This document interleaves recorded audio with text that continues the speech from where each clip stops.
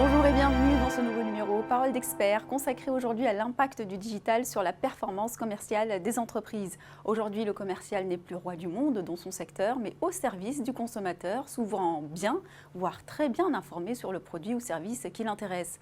Aujourd'hui, 9 entreprises sur 10 qui s'accordent à penser que le digital a un impact positif sur l'activité de leur entreprise. Mais paradoxalement, seulement 20% de leur budget lui est consacré.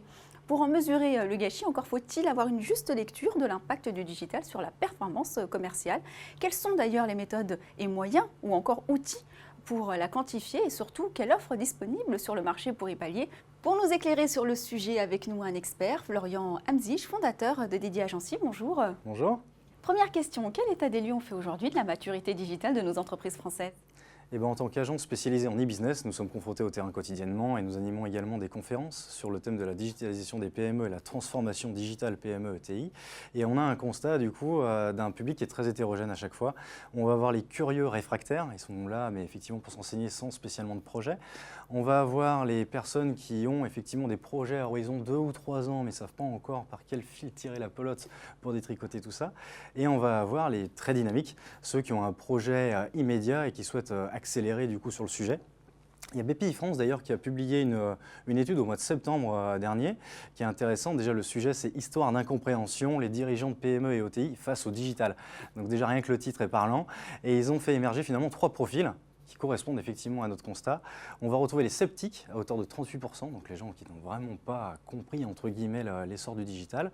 52% qui sont plutôt apprentis, donc des gens qui commencent à tester des choses, à faire des workshops et à faire justement des quick wins finalement par rapport à des actions digitales. Et on va avoir 10% de conquérants, donc là les gens qui veulent vraiment prendre une place de leader et le digital va les aider à ça. Alors effectivement, des chiffres qui parlent d'eux-mêmes. Qu'est-ce qui pousse aujourd'hui les entrepreneurs et les organisations à se digitaliser finalement? En fait, les règles du jeu ont changé. Le client, maintenant, est plutôt quelqu'un d'avisé, quelqu'un qui peut se renseigner facilement sur Internet.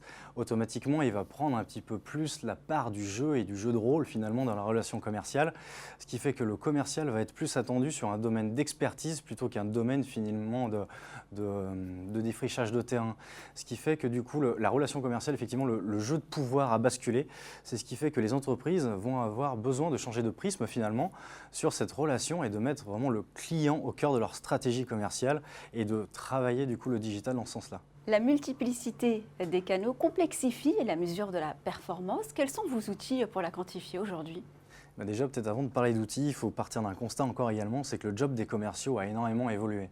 Là où les commerciaux dans une entreprise entre guillemets classique jusqu'à présent avaient un rôle, si on le définit en 3 étapes plutôt simples, qui sont prospection, qualification, closing, qui était du coup leur rôle dédié, finalement ils ne vont plus pouvoir assumer totalement ce rôle-là au sein de l'entreprise.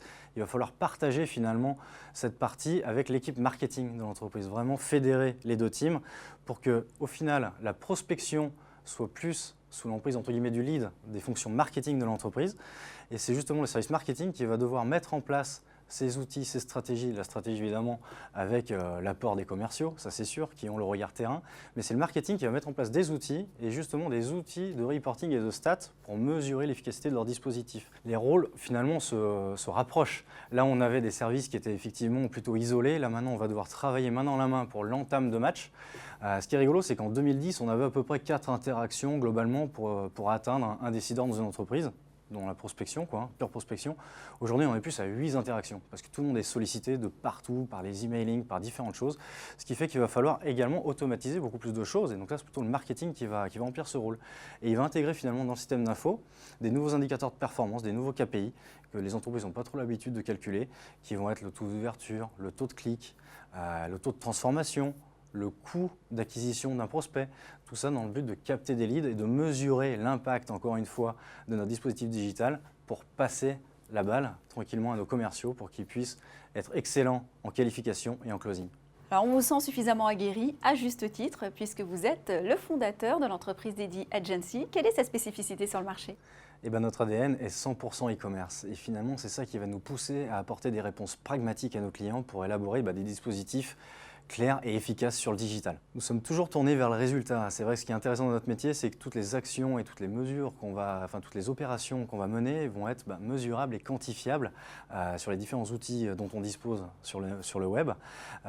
Sur les aspects techniques également, on se démarche beaucoup parce que l'idée, c'est pas de révolutionner entre guillemets une entreprise d'un point de vue système d'information, mais plutôt qu'on intègre des solutions adaptées aux dispositifs existants pour s'interfacer, se connecter aux ERP, au CRM, à tous les outils métiers finalement de l'entreprise. Cela permet également de digitaliser très souvent des process finalement oubliés dans une entreprise où il y a beaucoup de choses manuelles qui sont traitées et nous on va arriver effectivement à compléter tout ce dispositif pour faire gagner du temps et de la performance à nos clients. Ces différents points sont les composants essentiels finalement de la recette dédiée qui nous permet d'apporter des solutions adaptées, connectées au système et pour fédérer également les équipes de nos clients dans une utilisation quotidienne. Et dans le concret, ça fonctionne comment? Nous démarrons toujours finalement d'une problématique business qui nous est exprimée, sur laquelle on va apporter notre regard avisé. Cela va d'abord passer par un benchmark marché, analyse de l'offre et analyse du dispositif existant. Au regard de tout ça, on va pouvoir suggérer, proposer et partager avec notre client un plan d'action, à la fois marketing et technique, pour justement trouver la solution sur mesure qui va être en adéquation avec mon offre, mon marché et mes collaborateurs, tout mon dispositif existant. Cela se concrétise du coup par la mise en place de sites e-business, de sites e-commerce, de portails extranet B2B, même d'intranets qui vont permettre de collecter des données entre mon CRM, mon ERP, faire des stats ou alors collaborer entre collègues ou entre services. J'en parlais tout à l'heure, service commercial, service marketing. Concrètement, ça peut être des briques internes qu'on peut faire. Donc c'est vrai que la digitalisation d'une entreprise et justement le développement commercial, c'est aussi ce qu'on appelle le front, donc tout ce qui va être visible en dehors de l'entreprise, son site internet, son site e-commerce, etc. Mais également du back-office. Comment connecter, structurer les différents outils pour gagner en temps et en performance et en analyse de données pour être meilleur justement dans son développement commercial. C'est un dispositif qui doit avoir des forces et des faiblesses. Quelles sont-ils? La force principale du coup est d'intervenir et de finalement décomplexer notre client et ses équipes par rapport à des problématiques techniques qui vont se mettre en place. Et nous, on va l'aider à se focaliser sur l'essentiel, c'est comment je développe mon business grâce au web. Et du coup, j'en parlais, quand je parle de clients, de collaborateurs, la principale faiblesse du coup, c'est que sans adhésion de mes équipes, finalement ma transformation, elle est vouée à l'échec. Les projets et perspectives pour l'avenir? Comme le démontre l'étude BPI France, du coup, on est quand même, mine de rien, encore à l'amorçage de cette transformation digitale, de cette digitalisation des PME.